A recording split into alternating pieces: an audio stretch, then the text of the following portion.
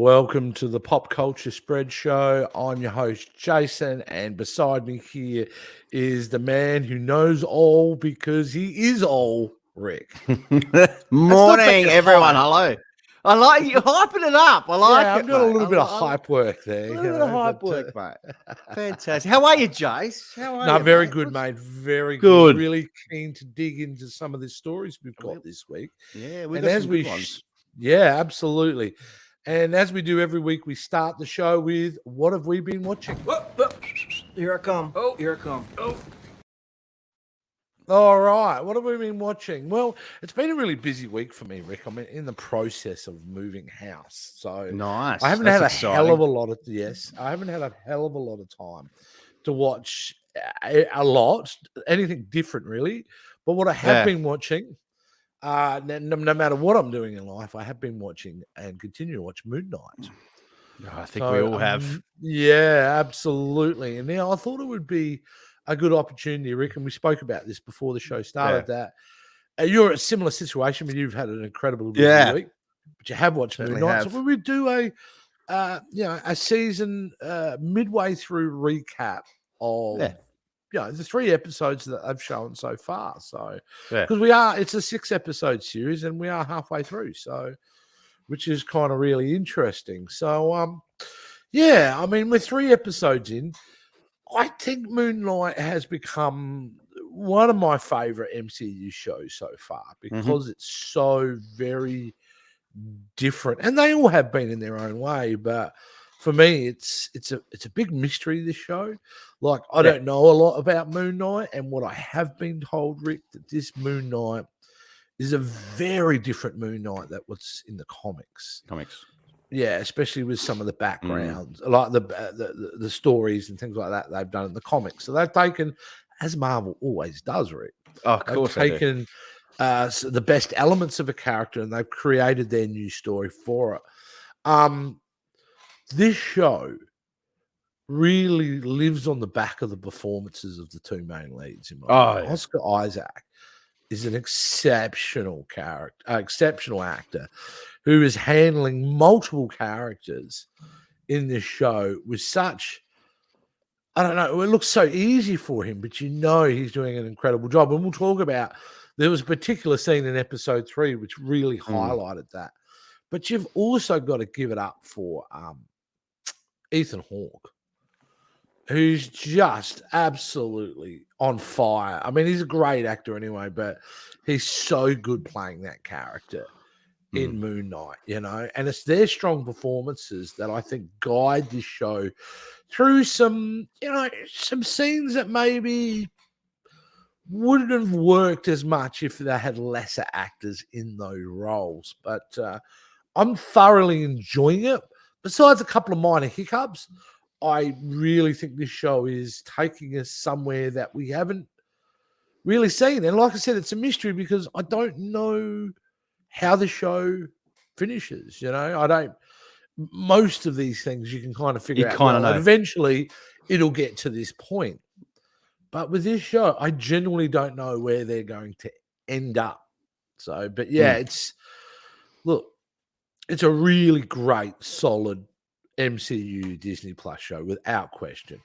For me, anyway. What do you think? Halfway through, Rick? We've been halfway through the series.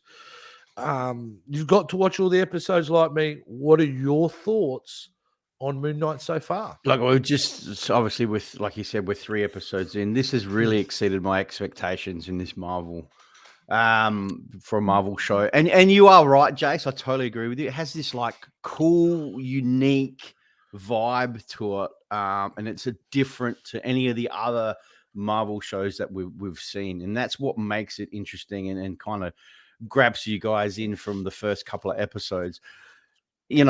Oscar Isaac is just incredible how he plays 3, I guess, essentially 2-3 characters in one. You know what I mean? How he goes back from Mark Spector and then back and forth, and he just does it so well. I don't know if they had any, like some of the other cast members, I don't mind, which I think don't ever overshine the other 2, which are great. But overall, I'm just really, really keen to see. Well, like you said, I don't know where it's heading. You kind of have, I have some sort of idea what's going to happen. You think, okay, they're going to, Yeah, we've the got some big bad villain's going to theories. come. You got the theories and all that, but you're just still not 100% sure where it's going to go. But overall, this show has not disappointed whatsoever so far. Yeah. So, And episode 3, which was the latest episode that we watched, was yes, episode such 3 a here. great episode. And there, you can see one of the really great scenes in that episode itself. But just after that scene, Rick, and for me, this sums up Oscar Isaac's acting ability. There was a moment where they're trying to solve the puzzle. All right. So they've gotten all those bits of material out of that crypt and they're going to solve the puzzle. And obviously, this is spoilers, guys. So if you haven't been watching Moon Knight, what are you doing? Watch it. Now, and he needs to go from Mark to Stephen. Yeah. Now, normally we see it in this really kind of shutter effect. They do this kind of like camera shutter effect, and then you'll see him. But in this particular scene, they didn't do that. They just had him holding a mirror. And it's just a one shot of Oscar Isaac. He's holding a mirror, and then he converts from Mark to Stephen. And wow.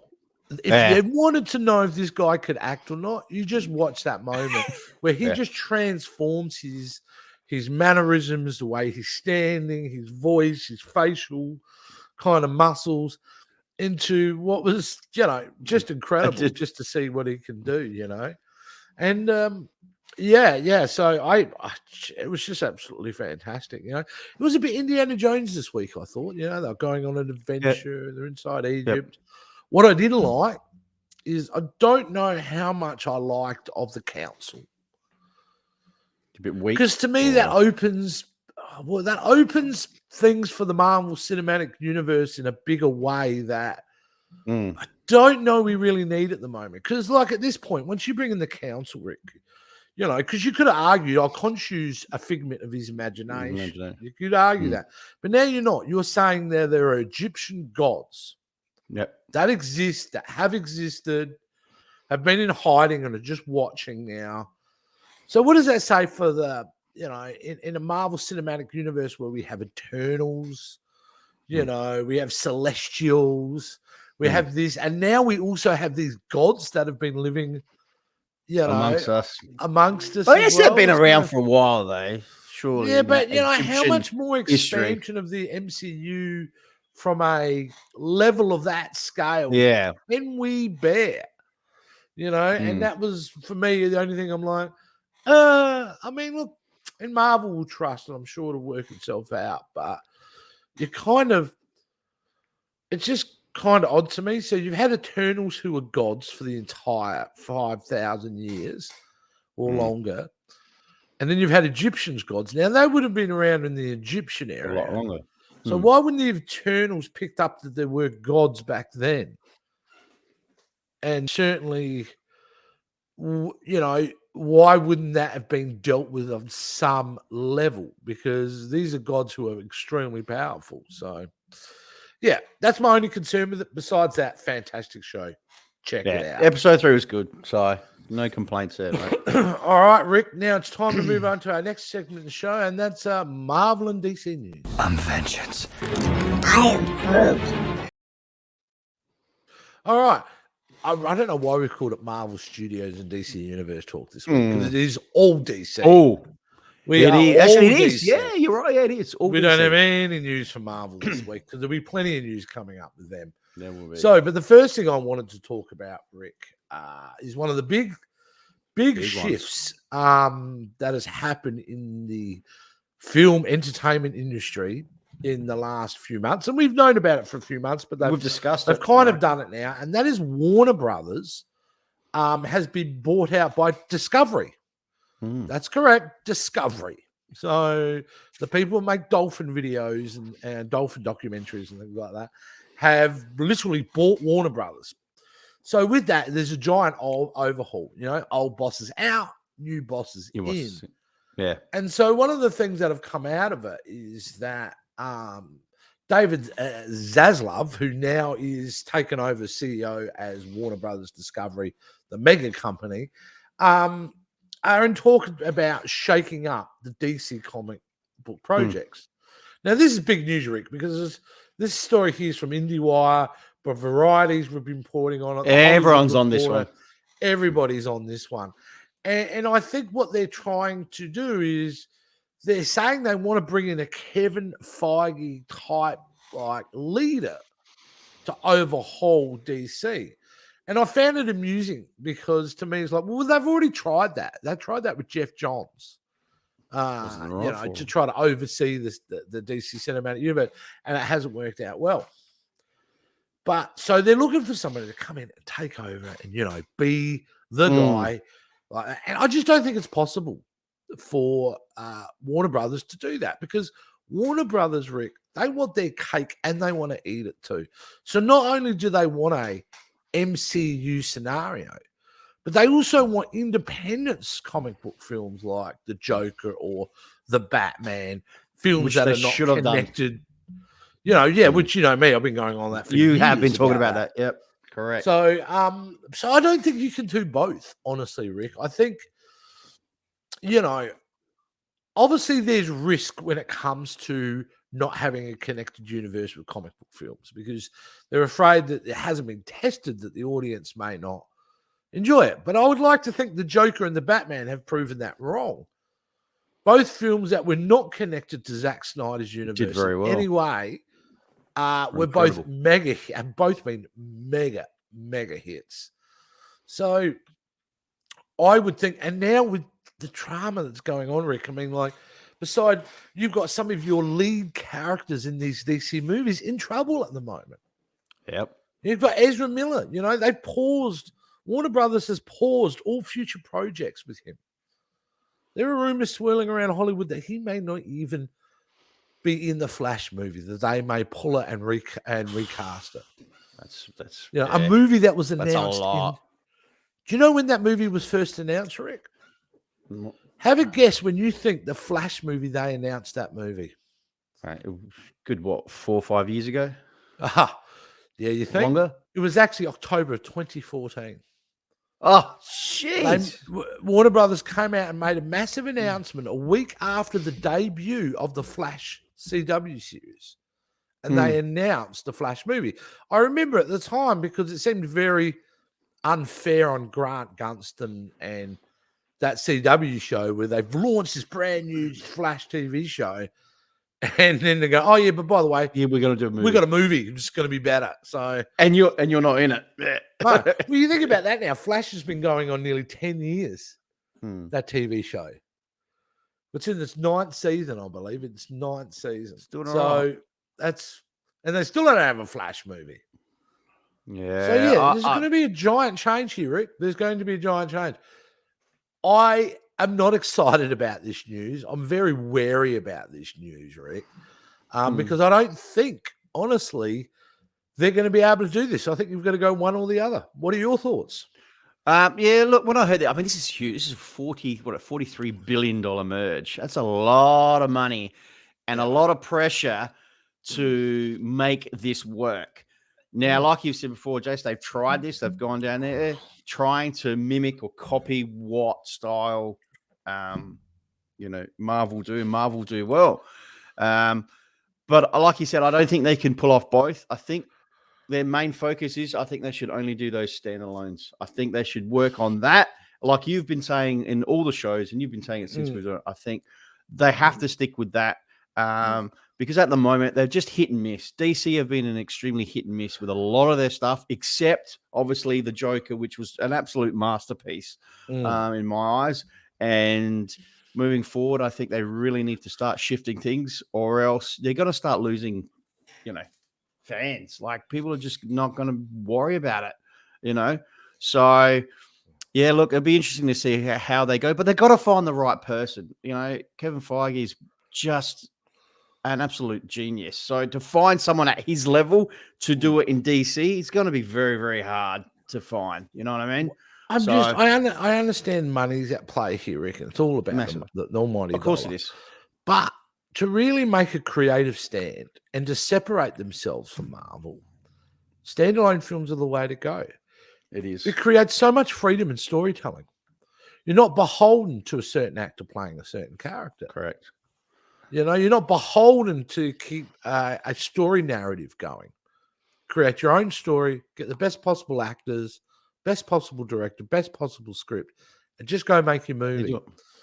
And that way you've got very clear division because you can go Marvel completely knocking it out of the park, mad respect, and then you've got DC. Yep, they just do standalone films, and some are fantastic and some are not. So it'll be interesting to see how this plays over the next coming months and years for sure. Now, moving on, Rick, to our next story is a bit of a, I don't know if this has been confirmed or not, but I do want to, I think it is because I've seen this image a couple of times. We believe we might have the first image of Michael Keaton's new Batsuit in the upcoming Flash movie, if it's ever released. So, Rick, do you mind just clicking on that image for us? There you go. Now, let's have a look at this, Rick. It's very similar to the 1989 Batsuit that Michael Keaton was wearing, but with some upgrades. And I think the more the upgrade is really around the chest area with the suit looking more kind of angular. You know what I mean? More kind of like a military kind of vest kind of thing happening. On his arms, on his arms, his gauntlets are slightly different. The belt looks different as well. Yeah, and even there's been some changes to the helmet. So, but it looks like a really great upgrade to me, Rick. I really like the look of if this is what we're getting in the Flash, I think it's a great suit. I think it's an organic growth because obviously this is an older Batman. So of course the suit would have a changed. Correct. What do you think, Rick? That's very cool, mate. Yeah, I'm glad they haven't changed it too much, and they still have that 80s vibe to it, the original suit, which is good because if you want to do a complete overhaul, then fans won't adapt to it well. But yeah, I'm digging it. Looks good. If that is correct, then yeah, fantastic. Next story I want to touch on, Rick, is one that kind of shocked me. I had no idea they were even making this. And I was just like, really? Really? You're making a movie out of this? Mind you, it's a HBO Max movie, but that isn't to undersell it because they are throwing lots of money at those DC movies on HBO Max. But Rick, did you know that we're getting a Wonder Twins movie? Wonder Twins powers powers activate. Wow. I had no idea. So reading the story this morning, I'm like, really? I had no idea they were going to do it. So they've cast these kids. I've got no idea who these kids are. They're obviously fresh faces in the industry. A KJ Apper and an Isabel May. I've got no idea who they are. I'm more interested in the fact they're making it. Now, it's been written and directed by Adam Steichel, who served as a writer on Rampage. And Scoob. And also as well as Dwayne Johnson's upcoming Black Adam, which we haven't seen yet. So we can't.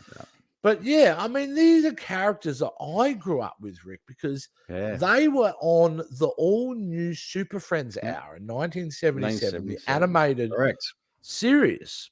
So that's where I remember them from. And I remember not really liking them a lot, even when I was a kid, because they felt dumb back then. They're pretty lame. Like what are the powers? She can turn into any animal, which is cool. Yeah, that's fine. He can just turn into anything that's water-based. Well, that's pretty weak. I mean, like, he got stitched up wildly on the powers.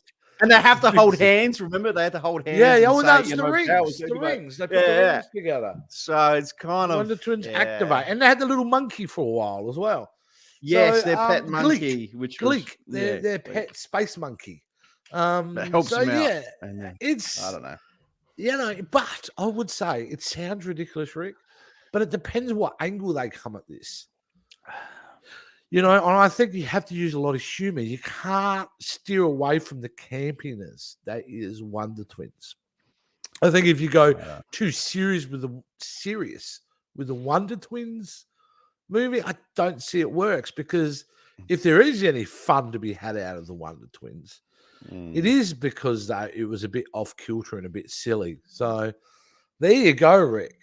Warner Brothers are pumping out It's just All these are they side just, characters, they're going for Why? all this D-grade roster. why?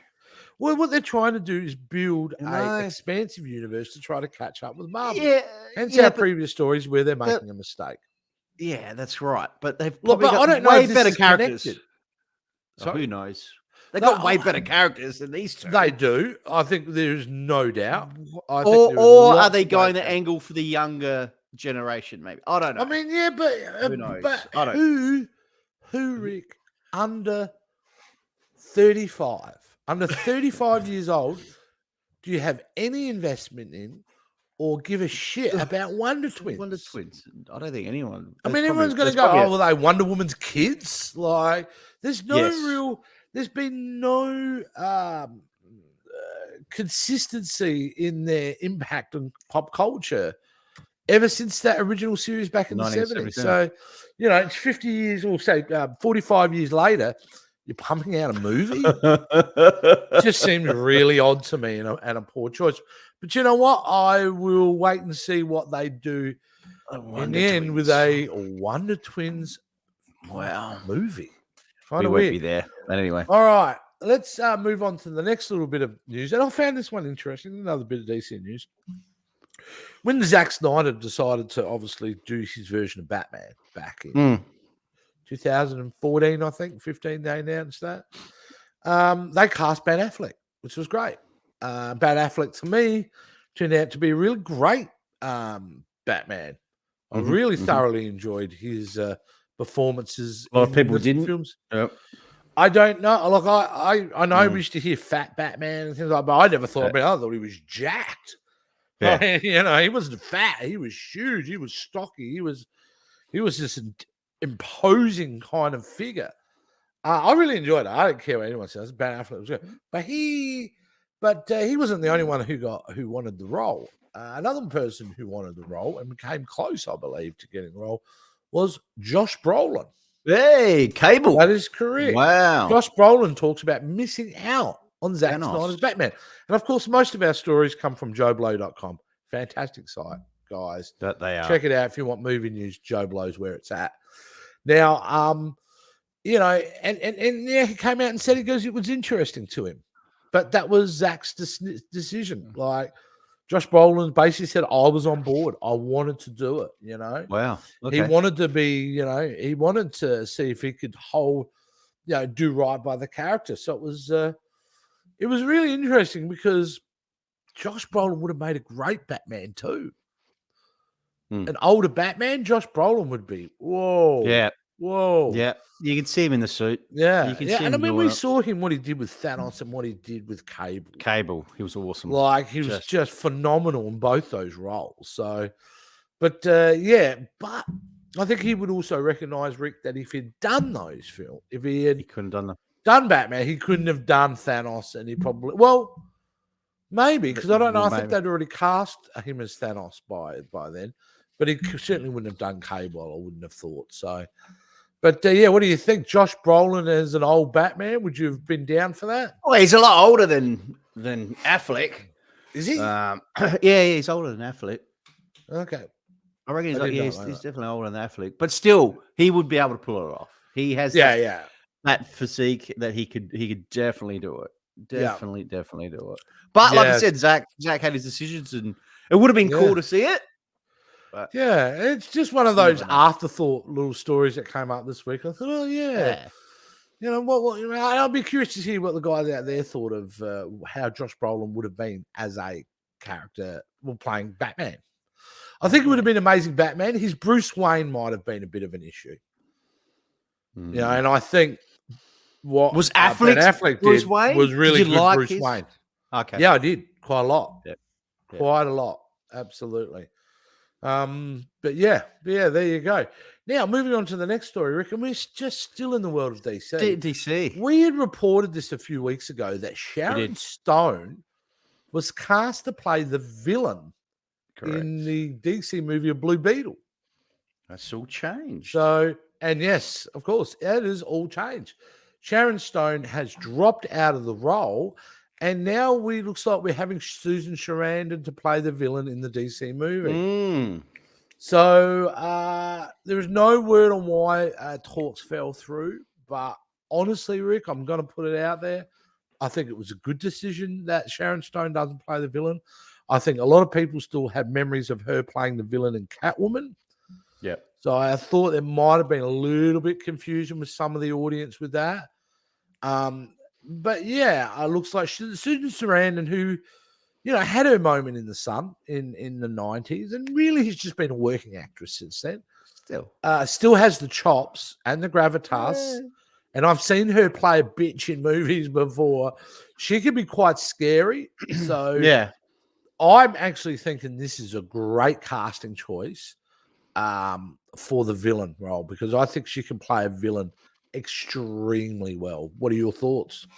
I do. Well, she's playing obviously Victoria Cord. So this character is actually an original character created for the film, but it's the last name which everyone who would be familiar with this character would know.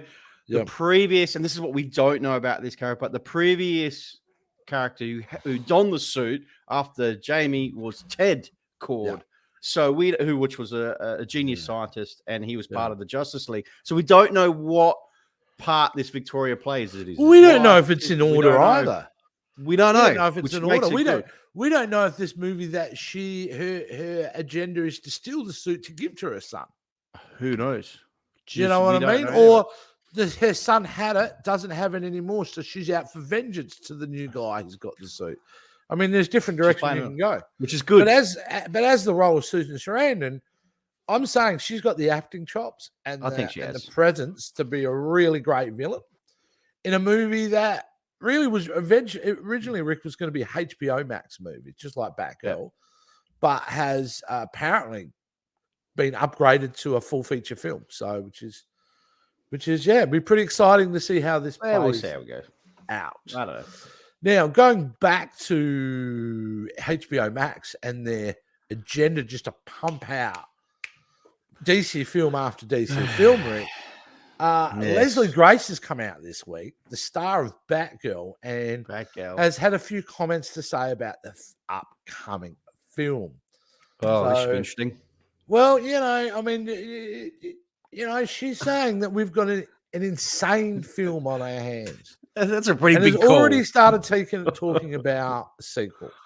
Come on. So, which I found is interesting. So, but basically, she had a chat to Variety this week, and she said, "Well, we've got to see this first one first, but there's definitely some talks about what it could be. I've seen what we've shot, obviously in the playback and stuff like that, and it's insane.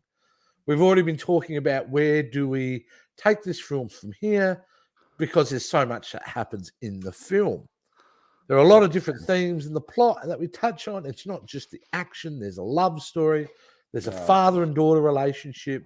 There's looking at the world through a lens that just isn't black and white and seeing the color and spectrum between things. Wow. So she's really amping this up, Big time. And you got to remember that Michael Keaton is in this film, returning as Batman. So, Michael Keaton signed up to not only be in The Flash, but to also be in Batgirl. So, obviously playing a mentor type character. But, there you go. What's your excitement level, if any, around a Batgirl film? It is very, very low, Jace. I am not excited about this at all. And, I mean, that's a huge statement. Like, it's an insane film. And already talking about the sequel. They haven't even, finished the film. And they're already going in and talking about it. I'm not excited about this at all. But until I see maybe a trailer or something, and a little bit of footage, mate. But the thing is, even trailers these days are not honest about sometimes what the films are, aren't they? Like you watch these trailers and go, "Oh, this is the type of film it's going to be," and then you go in and see the movie, and it's not a disappointment. So I just don't see this movie. Well, it's a HBO Max movie, so I suppose they're not worried about box office numbers at all. But yeah, I mean, let's wait and see. Let's wait and see what they're going to do with this character, because, like I've been saying all morning on this show, this agenda to expand the DC universe in such an aggressive way is wow. Because they're either look, if it all falls, I mean, they're going to have some of the biggest disasters on their hands if a few of these films don't work. So, but there you go. So that has made up, Rick. Wow. Marvel and well, just DC news this week. Just There's a lot DC. going on in the world of DC, isn't there? A lot. I think we need to move on, though, Rick. I think we need to move on to the news. The mood is tense. I have been on some serious reports, but nothing quite like this. All right, Rick. The stories that we've got in the news is Yeah. great and not great. These are two bummer stories, but we kind of got to address them. And I think the first one is about obviously Johnny Depp and that lawsuit that has been played out live streaming across the globe. Live streaming. That's just which is just insane between him and Amber Heard. And I think like the rest of us, like the rest of the planet, we're all obsessed with what's going on, you know. And we're getting testimonies coming back and forward. I don't know if you've seen any of the footage of the testimony. I've seen a bit of it. Amber Heard's personal assistant, who just absolutely went her like you wouldn't believe. And obviously Johnny Depp's mate, Isaac, who was fascinating. His sister's been on, been on the, lawyers have been going at her. It's been so intense and there's been so much stuff coming out. But it occurred to me, Rick, and something I wanted to talk to you about was like nobody wins here, right?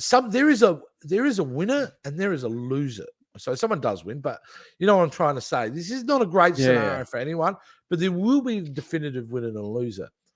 And what I mean by that is if Amber Heard loses this case, her career's over, right? I mean, that's it for her. She's not getting cast in, the next Aquaman film, and then I can't do much about it now because Aquaman Lost Kingdom done. It's just waiting for release. That's right. So you can't change her, but you won't be casting her in any more Aquaman films if she loses this lawsuit. And her reputation is not great anyway for being difficult. So, she's got to win this case. She has to win this case for her career to maintain. Because no one in Hollywood will touch it. It's not like she can go back and do some television. I mean, no one's really there. Everyone's going to just want to stay away from her because there'll be so much negativity around her. And it goes for the other side of the fence. If Johnny Depp loses, it's got to be over. He's got a lot more to lose than her. Well, he's a man who was a well-respected actor, well-respected individual for a long time, headed up one of Disney's biggest franchises in the early 2000s when they didn't have a lot of franchises. Johnny Depp, created Captain Jack Sparrow, and those Pirates films were mega blockbusters in the early 2000s. He's been a big part of film royalty for such a long time, and people won't hire him at the moment. I mean, Warner Brothers fired him from the Fantastic Beasts franchise, and then obviously so has Disney let him go. So Johnny Depp, I think it's more about him feeling from his perspective that there's been an injustice and he needs to stand up. I personally don't think that Johnny Depp would care for you. I suppose he would, but I don't think the driving factor around this is about his career. Well, I feel like Amber Heard, the driving factor about this lawsuit is to protect her career. So it's getting really messy, and you are going to just see so much more dirt play out over the next days and weeks. Yeah. I mean, they had their marriage counselor. She came on board, and she never saw any physical, abuse or anything like that. But she did say that, Amber Heard did have a go at the marriage counselor and could see a bit of anger come out from her. Yeah. But there's always these different people coming out saying all this. Like you said, there's so much that's going to come out. Yeah. It's going to be very, very interesting. And we've got like James Franco going to hit the witness stand. We've got like Elon Musk. Back we've got like, there's going to be some big names coming out, and all Johnny. The dirt, all the little skeletons in their closet out there for the globe to witness. So it's an insane story, and it's an insane case. So I'll be fascinated, just like everyone else, to see how this rolls itself out. Now, Rick, the last story we're going to do on the week is a bit of a sad one too, but it is also reflective on the times that we live in. And as we know, the Me Too movement in the last decade now, I suppose, has been the biggest social change I think we've seen probably since the 60s, where, you know, pronouns are in play, how you behave, what you say, everything that you kind of had tweeted, everything you Previously. are now constantly under judgment, where you can be cancelled at any time. And there's certainly a kickback about poor behavior. Now, Frank Langella, who is, again, Hollywood royalty, Masters an of the actor Universe. that's been around. That's what we remember him for. He's obviously got so many more like iconic roles than that, Rick. But Hey, a lot of Generation X remember him. True, But he true, is a true. fantastic actor. He is. He was cast in a Netflix series called The Fall of the House of Usher. Now, what's been reported over the last couple of days that he has been fired from the show, and they're going to recast him. Now, Why? Well, that's the big question. Now, they Oh. haven't come out with it yet, but they do believe it has to do with sexual misconduct. Again, another one. So, yeah, I mean, basically, it's not great, you know, and the fact that he has been fired at this age also goes ahead to say that this, to me, will keep happening for a while. We're going to get more of these actors from a different time and period getting themselves into trouble, Rick, because they grew up in a world where acting's very free and it's very liberal, and it's, you know, you can say things and touch people. And apparently he touched a girl on a leg. How? That's the question. You know what I mean? A leg. It's a different touch. Well, maybe, that, you know, or well, was even it if it was a very central touch. who knows? And I'm not underselling it. I'm not underselling it. I don't Yeah. that Yeah. she or anyone is at fault for it. Absolutely. She was Different times back then. Different times back then. So, but what it says to me is it's going to be very difficult from some of the older, I mean, the younger actors absolutely know the rules of the game, so be involved in setting the rules of the game. I know, but unfortunately, what you're going to have is some of these guys who were able to get away with behavior that they were allowed to get away with, encouraged to do, be themselves, whatever, which was part of the old Hollywood system, now is not acceptable. And so what we're going to get to see more actors from an older generation struggle with this social change. Now, it's a social change for the better. Let's face it. Everybody deserves a safe working environment. Correct. And any of those behaviors are unacceptable in any period. But I do think we're going to get to the point where we're not going to be shocked anymore. We're not going to be shocked when some of the actors we grew up with and loved have been cancelled because they don't know how to behave or unwilling to change their behavior for the modern times.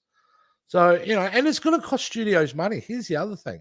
Like this show, The Fall of the House of Usher, which is made by Mike Flanagan's, and it's basically like an Edgar Allan Poe inspired Netflix horror series.